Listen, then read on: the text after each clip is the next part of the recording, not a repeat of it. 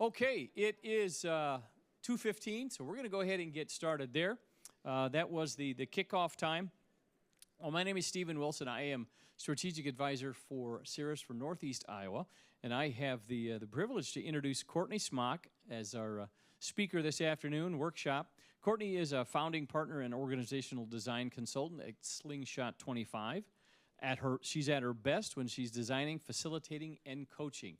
She's the lead facilitator for the Change course, a Slingshot25 learning experience designed to help change leaders, and HR professionals, and HR professionals improve their ability to influence, take care of people, and take action during change. When you work with Courtney, you can expect expertise, high energy. I'm sure we'll see some of that this afternoon. We need it. It's the afternoon. That is right. And if we've been dining on asparagus all afternoon, we're going to need a little bit of that high energy there. Yeah. In fact, the word energy appears on nearly every evaluation of her work. Whether it's change management or team effectiveness, Courtney loves facilitating groups. The messier, the better. So do we have any messy individuals in the crowd here this afternoon? I'm sure they'll pop up. She's also a trusted coach to those wanting to grow their change management skills and has found a sweet spot coaching people in career transition. She holds an MBA from the University of Iowa. Go Hawks!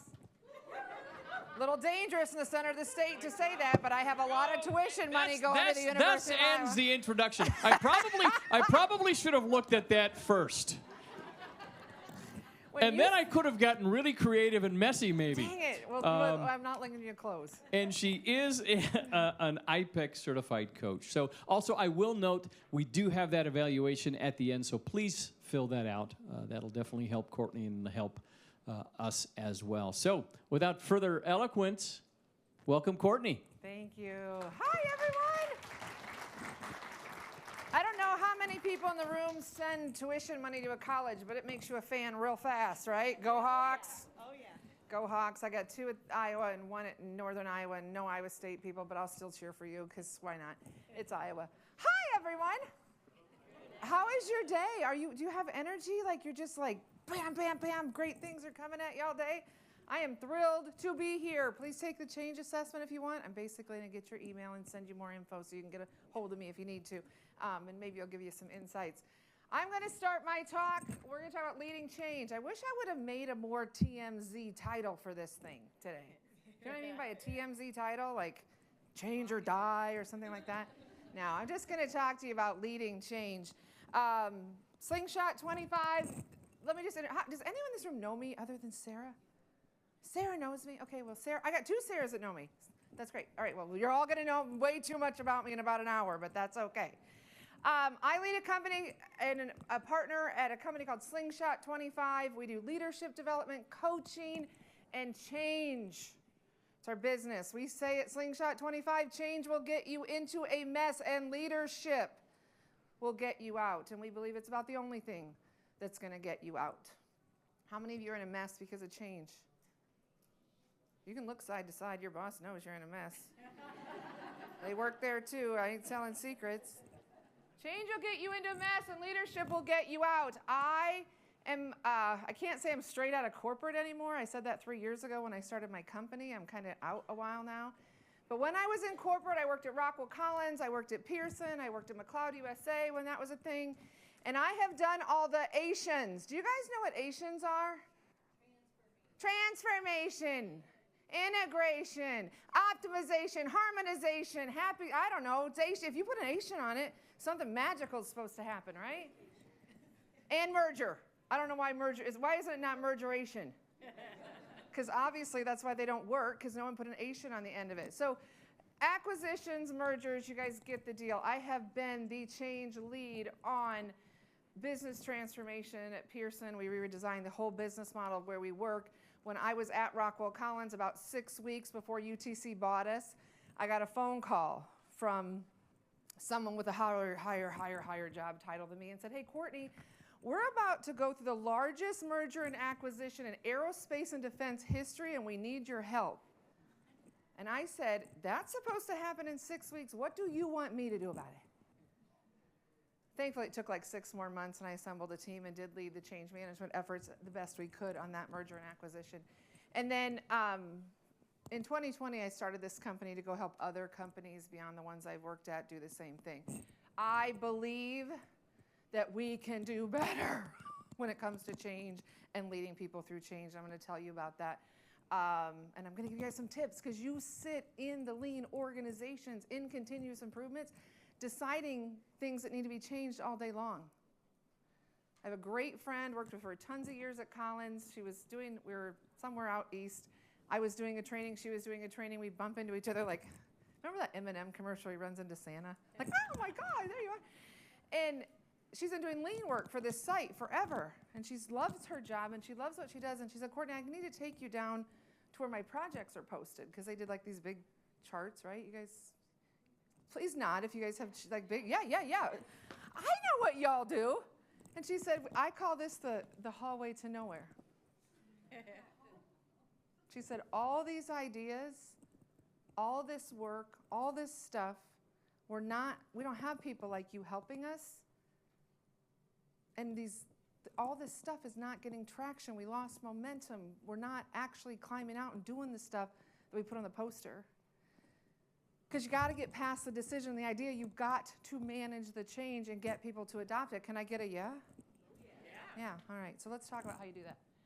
First of all, leading change is always going to be hard because human beings are between you and your ideas. Human beings are between you and your decisions. Human beings have to do things differently in order for your stuff to be successful. They are not light switches. God, I wish they were. But so long as your change requires a human to do something different, it is going to be hard. And I teach an entire class on how you help with that, but I'm going to give you guys some tips today to get you thinking about that. This is not supposed to be a depressing message, but it's real, right? You feel me? Yep. It's not good enough to have the right answer. It's not good enough to have the best design. It's not good enough to be marching, to have everybody bought into where you want to go. It's only good enough when the people in your organization know what they need to do, they're bought in to do it, and they actually start doing it. They push the buttons, they use the new tool, they follow the process. Without them, you didn't change anything. You didn't save any money. You didn't build a new product. You didn't do anything. And people are messy. People care about stuff. People get their feelings hurt. People are attached. Right? Y'all are looking at me like, I can't tell me if you want to preach on or shut up, but there's something going on here. I'm going to preach on. All right. So here's what I want to show you. This is how I want you guys start. Maybe this is something you can use to think about the experience that you need to lead people through. Change, most of it starts with an idea. Most change starts with an idea. Can I just get a footnote and someone who has better attention to detail and memory remind me to come back and tell you where the rest of it comes from? I will explain that to you. Most change starts with an idea. And we can have an idea on all sorts of things. Like this change experience is not limited to work and it's not limited to lean. It can be a change at home, a change with our kids, a change in our job. Anything all day long. We're thinking about ideas to change things. I want to write a book. I want to lose 10 pounds. I want to go to a new church. Idea, right? And some of those ideas get legs. Some of those ideas shift from just being a passing thought to something you want to pursue. I need a vacation. I have that idea. How many of you have that idea every Monday morning? Yeah. I didn't think of that myself. So I want a vacation versus I'm going to take a vacation. From the moment that idea shifts from an idea to like, hey, I should pursue this, what do you start doing? You start planning, right? The fun part. You start looking at Verbo and Travelocity and you decide what your budget's going to be and you dig up and say, who am I going to take with me and how much money am I going to spend and where's my mic pack going? Down, gravity, consistent thing. Oh, goodness. What time is it? I've made it this long without swearing. That's pretty good for me. That might be a record. You decide, am I going on vacation and it's going to be a holiday? Or am I taking a family trip? I'm going to take the kids and the husband, and I'm going to need 2 days of rest when we get back. You all know what I'm talking about? Yep, you're all like, I've been to Disney. I should have taken 3 days after Disney, You make all these decisions. You do all this analysis, dig in the hopes of getting to a decision. And you do the same thing at work. We have ideas and we try to get to decision. Idea to decision, idea to decision. Except for at work, we get an analysis paralysis. We go layer ourselves in bubble wrap and try to not be scared, and we try to promote our idea to people who don't understand why we're doing what we're doing, right? And get into a decision. We don't get to decide. And sometimes I think you get to decide, but your peer in the other department, he thinks he decides. And so I have conflict because our organizations haven't bothered to get clear about decision right authority. And so everybody's out here waiting to do work and get going, but we don't even know where we're going. Right? Decisions empower people. And in the vacation, it starts to feel like a game of Clue. How many people played Clue? What's your first go-to response? In the kitchen with the rope with Mrs. Green, right? I'm going to Aruba and I'm not taking the kids. I'm not even taking my husband. It's going to be a vacation. Yay me, right? And here's when I'm going. And now behind that decision, I can start planning. Because there's a space between the time I decide something and the actual change event. The change event is the moment in time where the old thing stops and the new thing begins. Call it go live, call it day one, call it, what do y'all call it? Yippee-ki-yay day? I don't know, right? There is space between our decision and our change events. And this space at work can be very painful. People are already starting to experience change. They are breaking up, reacting to, having emotions about the change event. It hasn't even gotten here yet. Nothing's stopped yet. You know what the ideas are called that people are wrestling with at your work? I call those rumors. And people have a reaction to rumors, don't they? They can get pretty spun up and scared and frustrated and all sorts of things. When we're deciding and there's analysis, hey, can I get your data on this? Can I get your report on that? I'm trying to figure something out. People are reacting to that. People are attached to that. We finally decide, they're like, oh, I know where I'm going, but we're not to the change event yet. So people want to know, like, well, what's this going to mean for me? Is my job changing? Is someone going to train me? What are these tools like, right? And some of our changes, between the time we've decided the change event, it's not like getting an ice cream cone, right? My office is like literally 4 minutes if you walk to Tasty Freeze. If I have the idea I'd like an ice cream cone, I can get down there and have a change event, get myself an ice cream cone in 3 minutes. I was once part of an organization that told me they were going to redesign HR when I worked there, and I was going to have a new job when it was done. So someone had decided my job was going to be different, and there was going to be a change event in my future. Okay. 18 months later, someone told me what I was going to be doing in that organization. 18 months. Every 6 months they tell me they're going to tell me in 6 more months. It took them 18 months. How many of you have ever been in a paddle boat? Do you know what I mean by a paddle boat or canoe? Okay, so my kids are grown now, but I'm going to tell a story on them when they were little.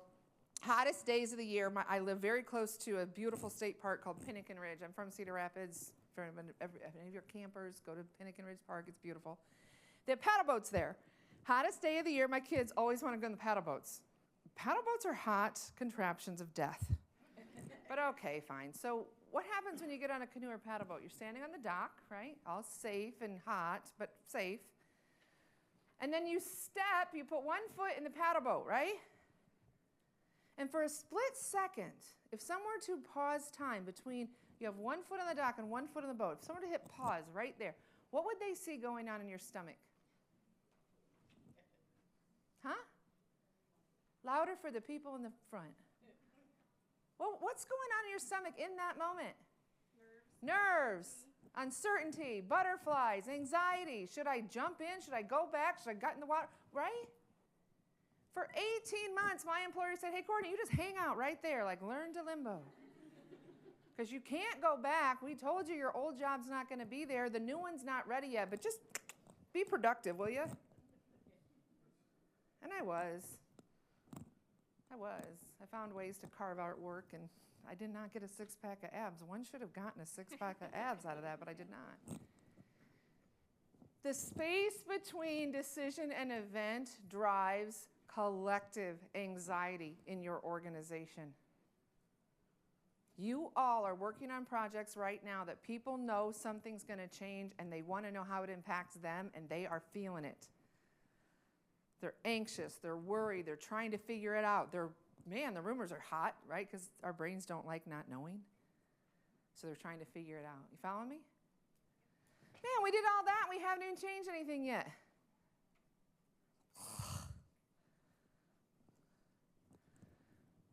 Change event happens. How many of you guys have seen the J curve? All of you. I think it's required as you walk through any door. The J curve. It says that essentially what the J curve says is when the old thing stops, the new thing begins. There will be a drop in productivity, quality, and morale. And in Courtney language, like, stuff's going to get messy. What's happening in that drop-off? What causes productivity, quality, and morale to go down in the messy middle? When we change things, expectations are disrupted. People don't know what they're supposed to do. Processes are broken. People don't know how to get work from point A to point B. Decision right authorities are screwed up. We got a new boss and a new department, and we've been pushed under them, and nobody knows how to approve a PO anymore. You can laugh at that. I know what happens. You're all like, she's saying this stuff out loud. Yeah, I've worked in companies. I know how it works. It's messy because we have undefined all this stuff, and we have to go through. And oh, never mind, we're in the learning curve. Remember how that amazing system we're going to get is going to solve all my dreams and, put my makeup on for me in the morning and walk my dog? Except for none of that stuff's happening in the messy middle. I can't even get a report out of this stupid thing. Frustration, learning curve, exhaustion, that is the messy middle. And here's what I'm starting to believe is a corporate lie right now, and we can do better. The J curve says that we fall. Productivity, quality, morale, we fall. And then we climb our way out. The companies I'm working with and the things I'm seeing, we are not bothering to climb our way out. This is not a J. It's an L. We just leave people down here to do their work without consistent processes, without clear expectations, without training, without coaching and support. You just get to hang out here in what I'm calling the aftermath. Any of you visited the aftermath? Is this resonating with you? And then what do? We're all hanging out in the aftermath. We barely know how to get an order processed. And what happens next? Oh my God, we got another change. We got another change, everyone. Very exciting. It's going to be great. So we take you from your L, and we drop you again, and again, and again, and again. I call it the stairway to hell. Change will get you into a mess. You are all living with frustration, disorganizations, messiness in your organizations that if we actually practice this, we'd climb out. Leaders understand that so you lead people, leaders understand, the climb is their responsibility. Leadership will get you out. Leaders say, I need to set this expectation. Leaders say, I need my lean team in there to sort out these processes. Leaders say, here's the training that we all need, right? Leaders say, oh my gosh, this person's disappointed, mad, upset, whatever, and they need some coaching, and we're going to help them because we want them to climb out. We need them to be productive, right? It should be a J. It's not. It's an L. I have said enough. I want you all to take 3 to 5 minutes and talk to the person beside you or a couple people and just what resonates with what I'm saying. It's okay if you're that's the stupidest thing I ever heard. I won't be offended. What's resonating what you're saying? And you can put some notes on your paper. Take 3 to 5 minutes. Chat about this.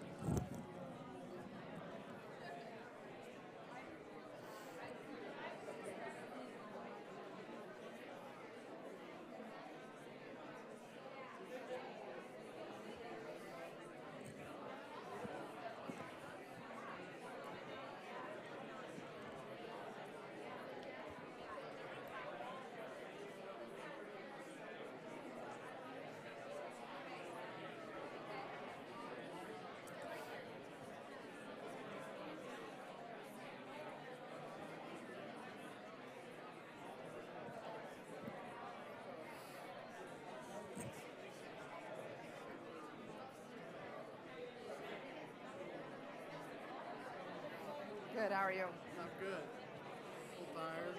What's that? A little tired. Yeah. I work overnight. Oh, and you're here? I would do it. Yeah, boss wanted me to be here. I'm glad I did. Yeah. A lot I learned from this. That's tough. Gut through it, and you'll have to.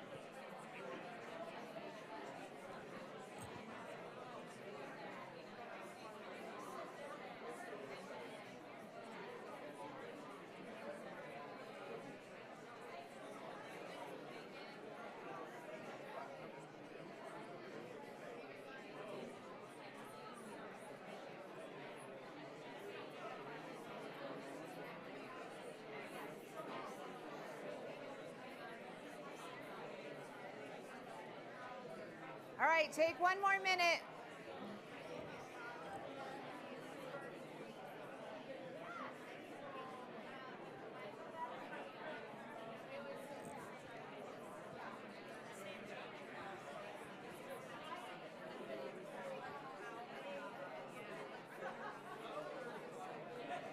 All right. Okay, break it up. Hello, is this on? Everyone, break it up. Break it up. I feel very strange talking into my shirt like this, but I'm gonna. Hello, everyone. Oh my goodness. So, does anyone want to share what you talked about? I don't have a microphone, so you have to talk loud. Like, how was that? You had nothing to talk about, I could tell. Okay, we're back to this. All right, fine. I get it. It's personal. I'm just going to take the very quiet room as evidence that you all found something that resonated in what I just said. All right. So does anyone have a question, seriously, about this before we move on? Because I'll give you time for questions at the end, too. But it's like, no, Courtney, keep talking. Okay, I will. All right, so the other thing that's on that this is the change experience. And the question I get a lot is, I get lots of questions about change capacity, right? Like, oh, this is nice, but this is one change. And when we built the image for this, we didn't think about how much it looks like water pipes, like it looks like if you opened underneath the bottom of your sink, right? Yeah. Like your lives are city works, aren't they? Like, oh my goodness, there's 1,500 change curves going on, 1,500 changes, 1,500. Because some of your changes, you have multiple change events. Of course you do. Getting system ready is an event. Having testers do it, it's an event. Having the second group, whatever, pilot two, go. Group, change, event. And every time you have another drop and you have to have another plan. This is way simplified version of what you're living through, right? And I know that. The other thing that is on this picture that I haven't talked about yet is this beautiful word, loss. Did you guys see the word loss up there? When the old thing stops and the new thing begins, human beings experience loss. And if they didn't, I would not be standing here. I do not think we have to manage change for our people. I think we have to manage loss. If people didn't lose things when things change, we would not be talking about this. Think about it. It is the loss of my identity, of the relationship with my friends, of being a subject matter expert, of my confidence. It's the loss of, you guys fill in the blanks. What do you lose at work when things change? My visibility, my sense of the future. You are not managing change as much as you're managing loss. Comment or question?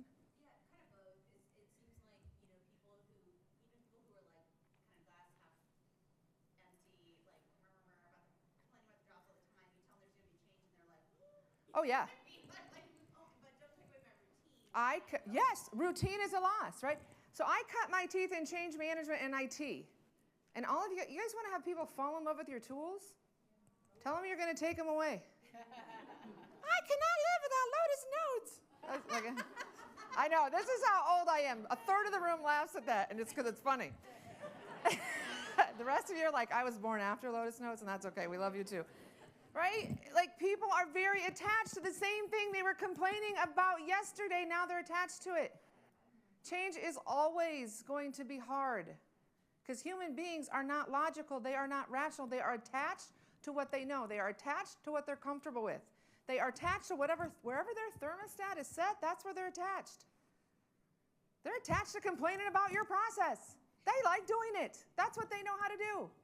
If you fix it, what are they going to complain about tomorrow? That's a loss for them. I got to find something new to complain about.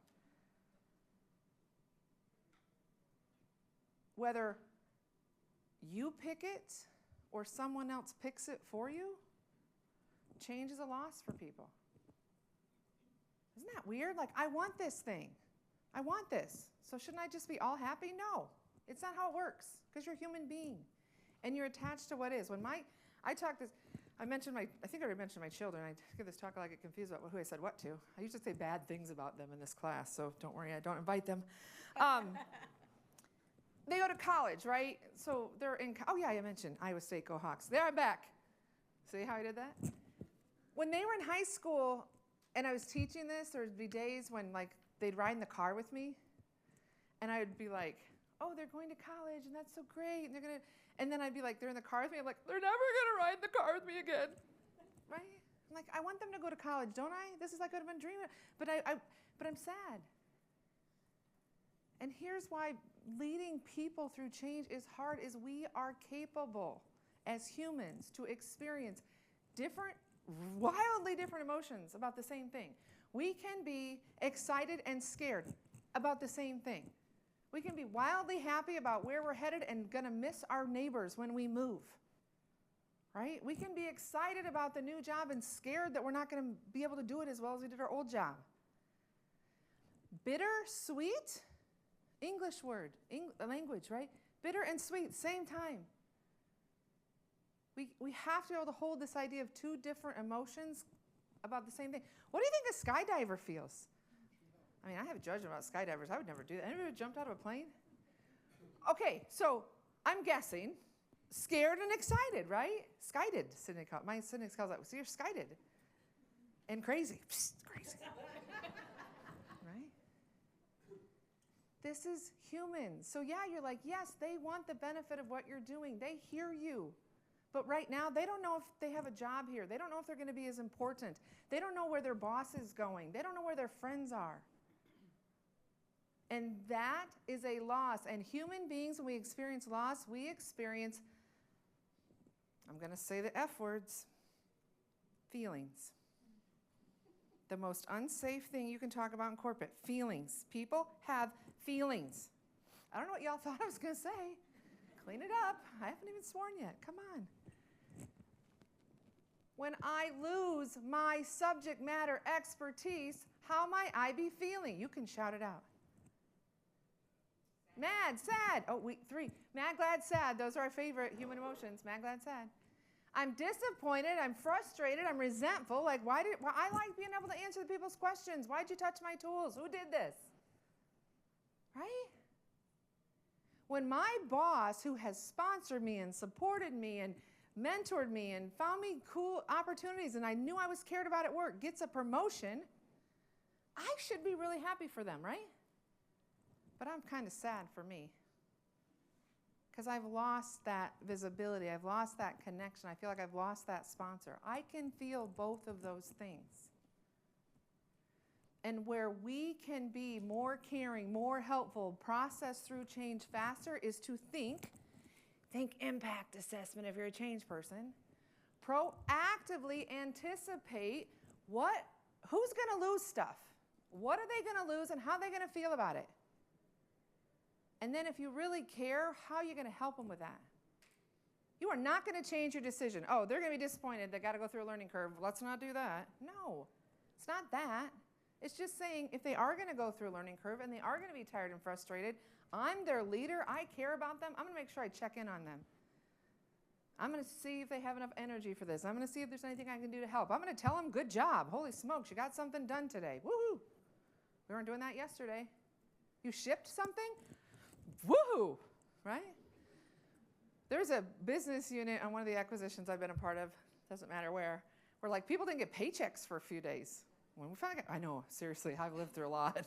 Yeah, can I get a meme of your face right now? Because I was perfect. That's right. When people got paid, we said, woohoo, right? That's progress. It's embarrassing. We should not have that situation. It should have never happened anywhere. But when you finally get it to work, you should celebrate it. That's what leaders do to help people climb out. Am I making sense? When they are in a learning curve, give them training. A learning curve doesn't have to be a fire hose of banging on different keys until they figure it out. Take some time, write down how it's supposed to work and teach them. And after they've had the training, check in and say, hey, what didn't the training cover that you have questions about? Why don't we do that? Because our people are resilient and they figure stuff out. That's why we don't have to. Right? Loss management. Care enough to peek at what people are losing. And ask yourself, how might they be feeling as a result, and how do I show up and help them? Don't be scared of the F words. If people are mad, let them come to your office and be mad. If they're sad, let them come. They're not going to come to you and say they're sad. But it's okay. Like, just let them talk about whatever. You need them to set that stuff down in your office. You need them to tell you what they don't like about your change and your initiative and your whatever. Because if they're not telling you, who are they telling? 10 other people, right? So if you're leading an initiative and it's going to take a lot, so I know you guys have initiatives where this group has this responsibility and it's going to go over here now. That's a huge, like, let me tell you, you touch people's power, influence, and control, that's an invitation to a fist fight, right? There's not a human being on the planet that voluntarily gives up power, influence, or control. And at work, that is who gets to make the money, who has the people, and who gets to decide stuff. Do you want me to say that again slower? I talk too fast, Courtney, it's too late. Who has the people, who has the budget, and who gets to decide? How many of your changes are creating a shift in one of those three things? Absolutely, all the time. And the person that's losing it is going to have a reaction to your change. You're going to call them a resistor. I'm going to call them a human being. And now you got to figure out how you help them set that down and grab onto what is coming. Because it's coming whether they've set it down or not. And it's not good for them to hold on to it, and it's really not good for you. Making sense? You're not managing change, you're managing loss. That's the highlight. Are you guys, like, I'm not happy until you're not happy. Is everyone depressed now?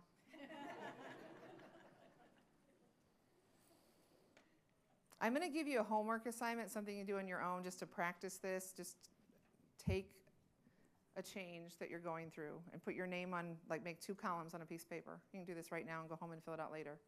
Put your name on one column, and then think about someone you work with. Maybe it's the sponsor of the process that's going to change, or one of your direct reports, or one of your peers. Put their name in the other column. And then take some time, just reflect on, what am I losing? What have I lost? And what are they?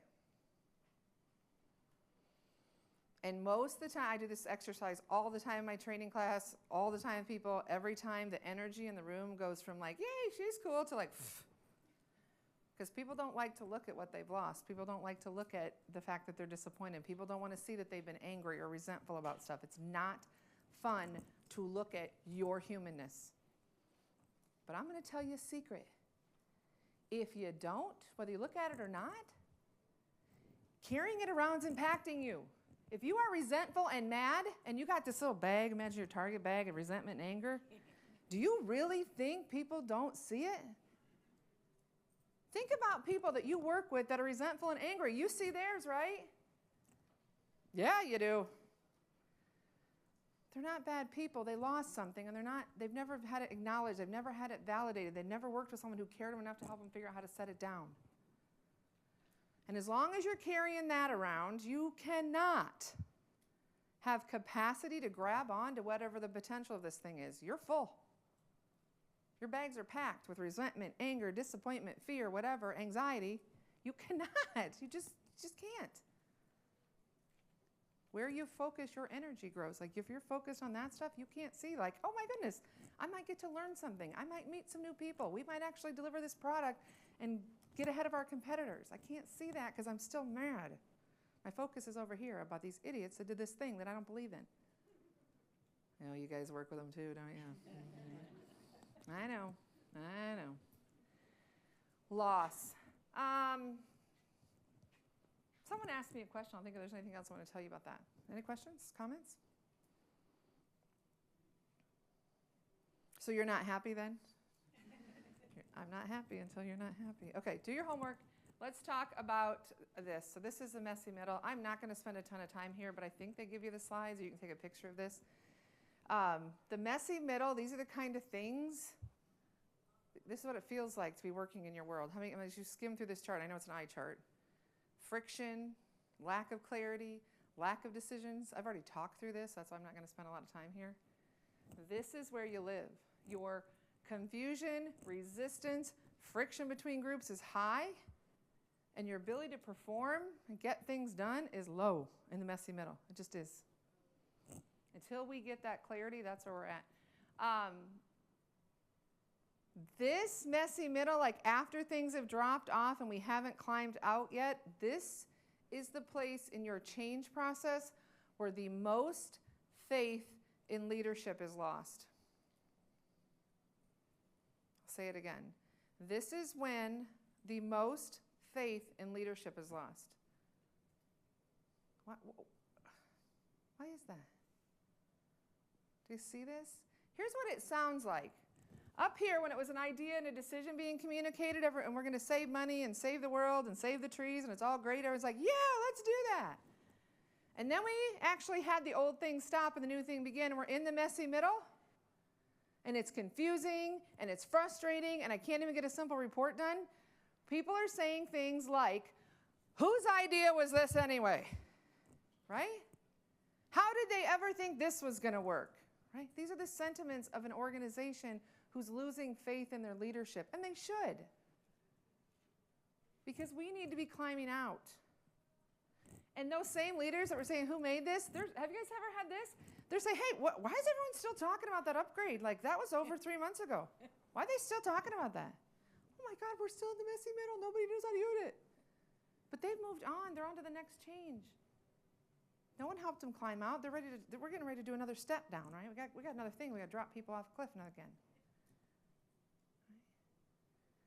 Change will get you into this mess. Leadership gets you out. Set expectations. Care about people. Communicate and train them. Got it?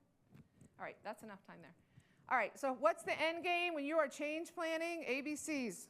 Make sure people are aware, make sure they're bought in, and make sure they can do it. That's it. Awareness.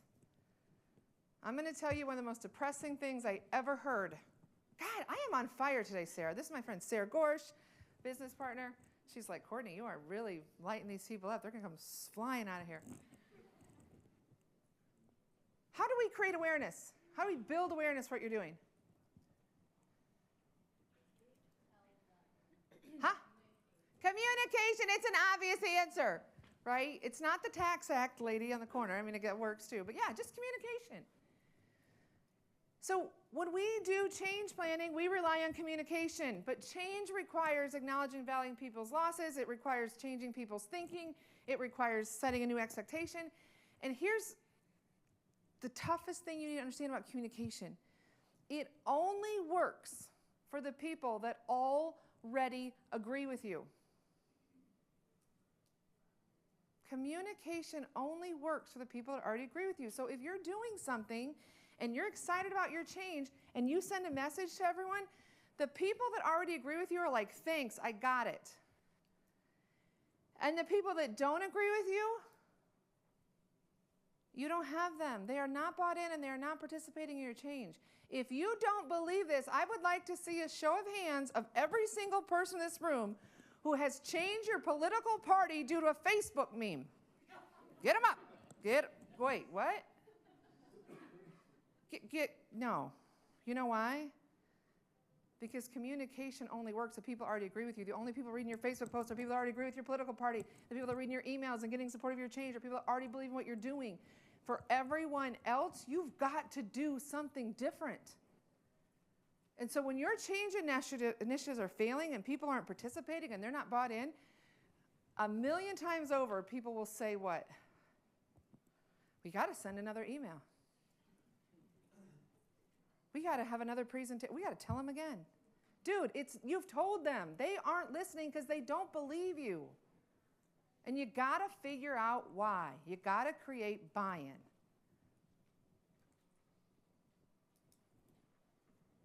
Creating buy-in takes something different. Creating buy-in requires empathy and curiosity and listening to other people to understand what's holding them back. Creating buy-in might be doing a workshop and showing them a demo of your process so they can learn more and be checked in, right? I've worked in a lot of places and there's different linguity for different things, like taste your dog food, or so it's really interesting. Have you ever, she's never heard that. So what do you guys call it when you do when you want to have people sample stuff? So I worked at one place, they said we got to have people taste their own dog food. And then I went to another company and we sip our own champagne. I'm like, I'm in a fancy place now. And somebody else says, whatever you say, right? One way you can create buy-in is to let people pilot and test and become a super user and get them into your process so they can own it. Not just tell them about it, but teach them, right?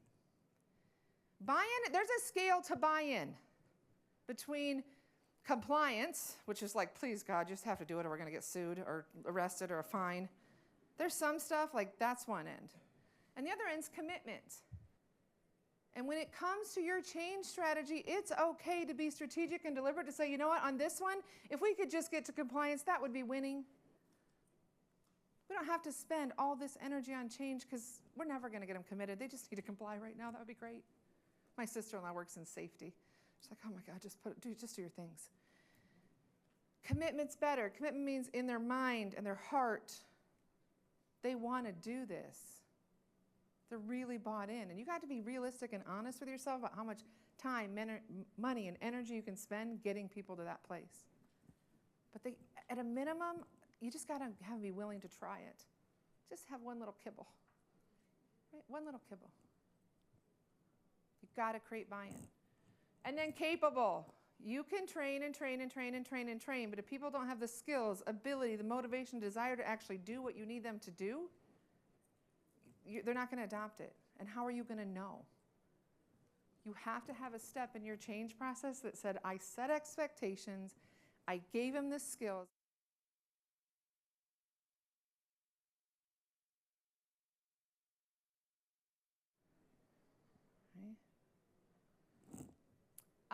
There's something else I wanted to say, but I don't check my time. Any questions while I check my time? Comments? Oh, I'm doing so well. Yeah. How do you scale the buy-in on these huge transformational changes? Pixie dust. Where do I get it? And some of that champagne you're sipping. Europe. It was a Europe-based company. It doesn't happen here. I don't know. So let's talk. Come see me. But the shortest answer at scale, you cannot do it by yourself. You have to engage change agents and build networks and ask everybody to be deliberate and intentional about finding people who agree with you, giving them skills to be change leads, asking them to champion it, and then take their circle with you. Right? So my favorite thing in the world to do is to do that. Teach your change people to be change people, and then give them this stuff and ask them to spread it to their circle. And I mean, seriously, you're intentional about who you pick. You want to make sure they have communication skills. You want to make sure they're bought in. You want to make sure that the right kind of people are following them. And then you give them the skills of influencing decisions and assessing impact and planning. And then they can take that message forward. You've got to think like building a network and knowing. Pixie dust, yes. I love that. Yes, I'm going to get a wand and pixie dust. networks are the only way to go large. And I've only really worked at big companies, and building change networks is, I put on every program I've ever done. Great question. Okay, Kim Garrett just walked in, another business partner of mine. Is there something I'm forgetting? I feel like I'm forgetting something. It's probably the most important thing I was going to say all day, and you'll all be very disappointed I didn't say it. Awareness, buy-in, capability, that's change planning. All right, so let me end with you. I believe that every person needs to be a change leader. Every person. If you are in continuous improvement, if you are in HR, I don't care where you sit, you have an opportunity to lead change, change ideas, influence, coach, and care for people. And I think that if you're sitting here, you already do this. You possess what I call these invisible glue skills. And I call them invisible glue because people don't talk about them much.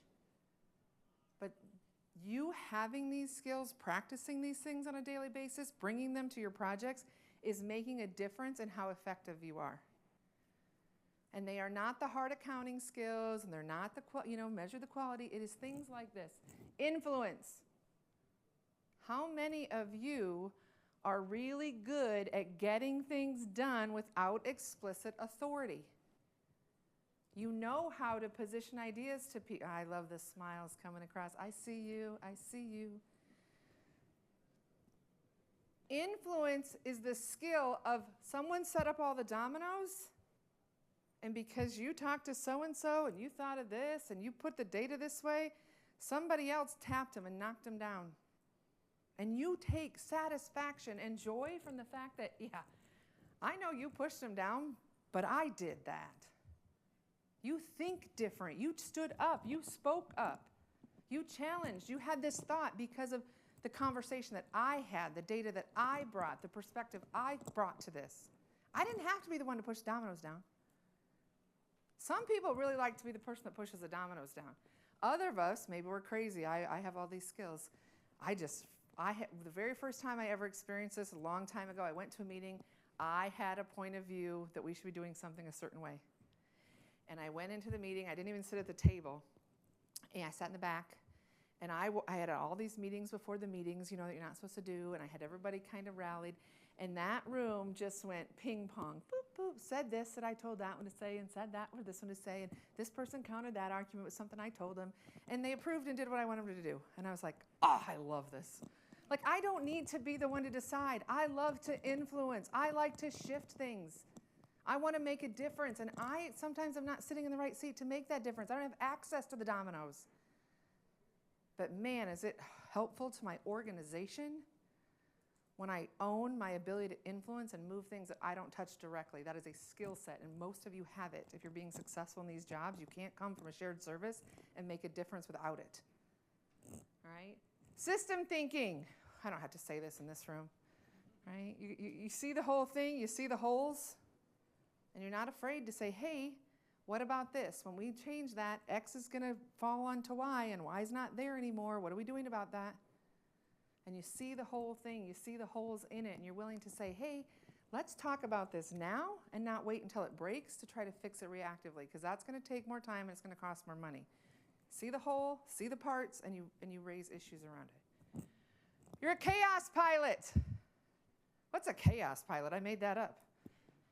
Someone who's just really willing to be in the gray. How many of you get bored when it gets too figured out? Yeah, right? Your organizations need people when things are messy and the old thing's about to stop and people are nervous and scared. That will lead the way, that you're going to step in the chaos before it's defined. Your organizations need you to say, you know what, I can't see more than 10 feet out, but here we go. You all coming? And you have people in your organization that trust you to do that. If it's not gray, I don't like it. I haven't painted our offices are painted gray. We love gray. And if you don't, that's okay. But just know that change and leading change is a lot more undefined than defined. And if you're uncomfortable with that, if you can only take action when everything's been perfectly laid out, you're probably not going to love this job. You can do it, but you're probably not going to love it. If you're like, woo, that was close, you might be a I don't know, redneck? No, that's a different thing. Agitator. Now we're getting really juicy. How many of you are willing to speak truth to power? How many of you talk even when your voice shakes? Right? How many of you have ever had a performance review that says, one of the best things about you is that you speak truth to power and your voice shakes and you're not afraid to agitate things and you challenge us and you make us uncomfortable sometimes. Thank you for doing that. You make the company better. Let me tell you, thank you for doing that. You make your companies better. And you don't get promoted as fast as some other people who's dead serious. I went researching to find out like what makes a good change person. I found an article that said they agitate just enough to keep themselves getting promoted at a lower rate than people that will just suck up and look up. I'm like, oh my God, that's me. I never got promoted.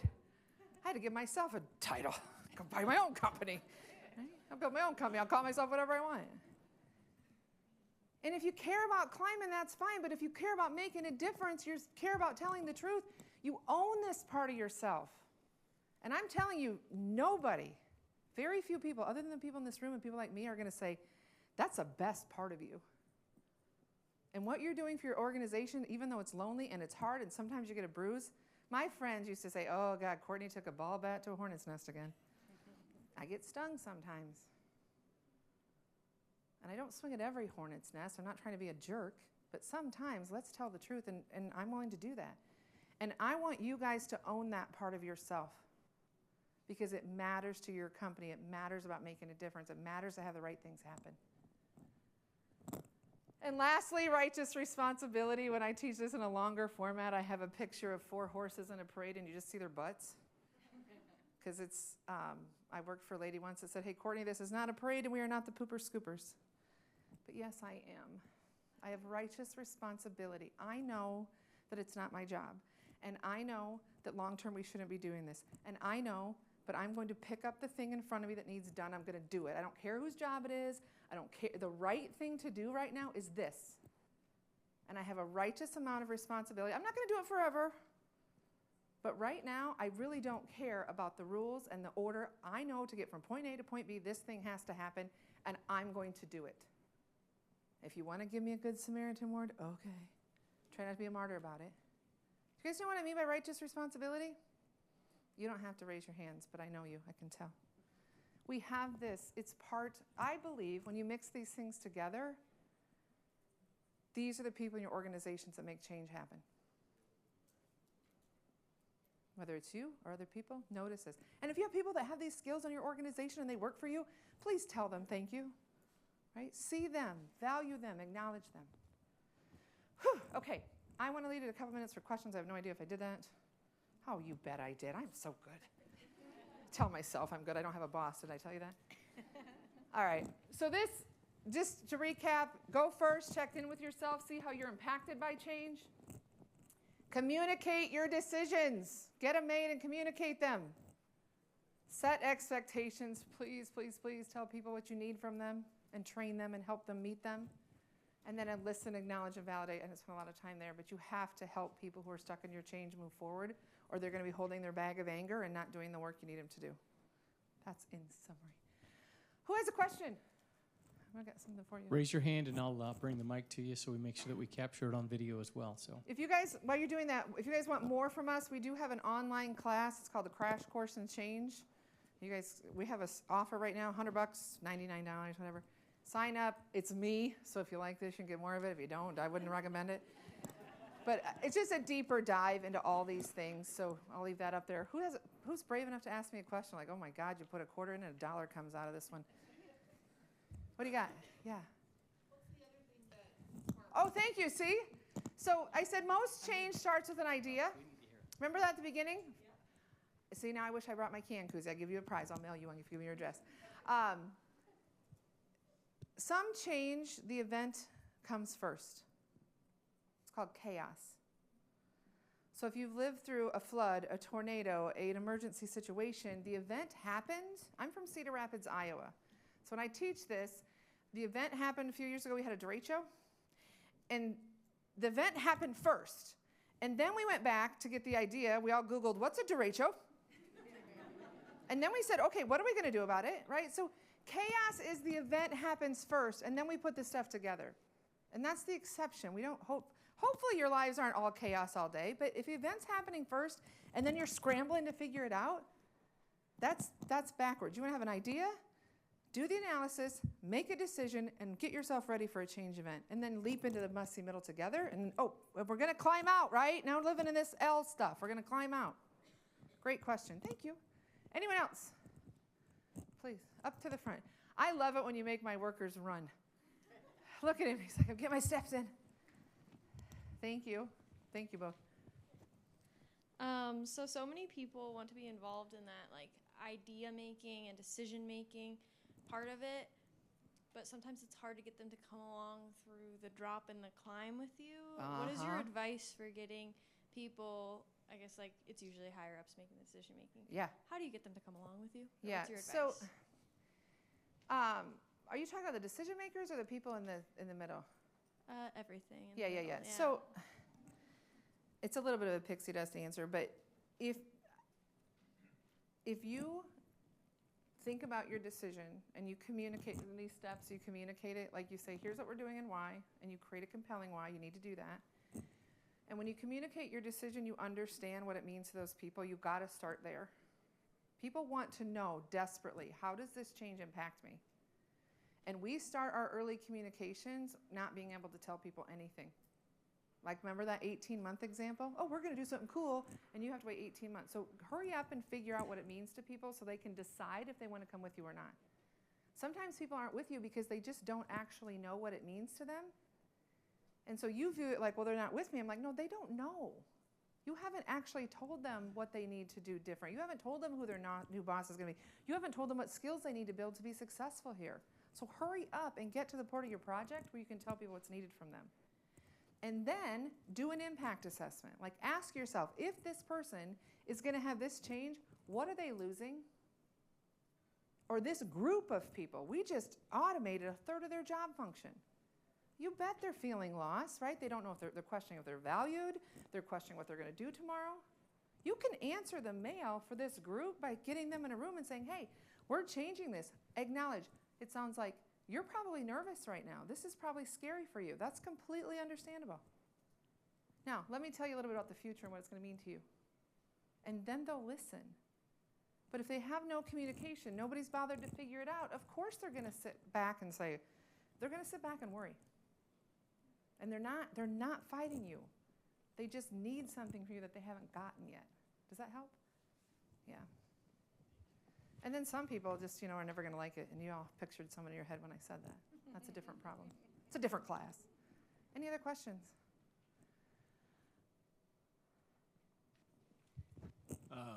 Is getting into the messy middle a failure? And if it's not a failure, how do you combat that perception? Because across the organization, you might get into disengagement, or senior leaders might think, oh, we're in this mess now. Yep. This changes.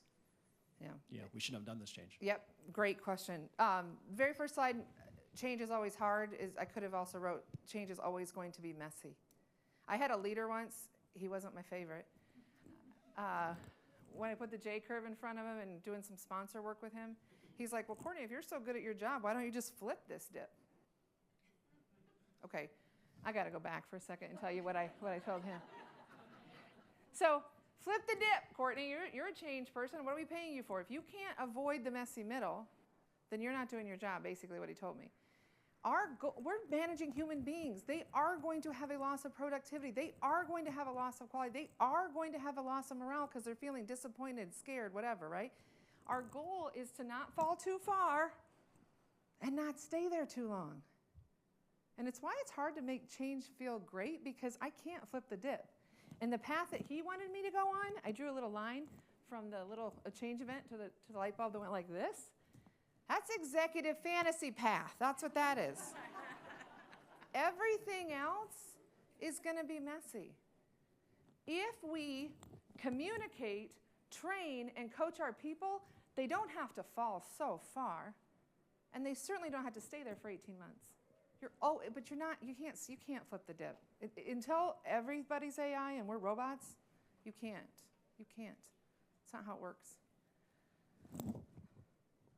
All right, we done? Fantastic. Thank you for playing along.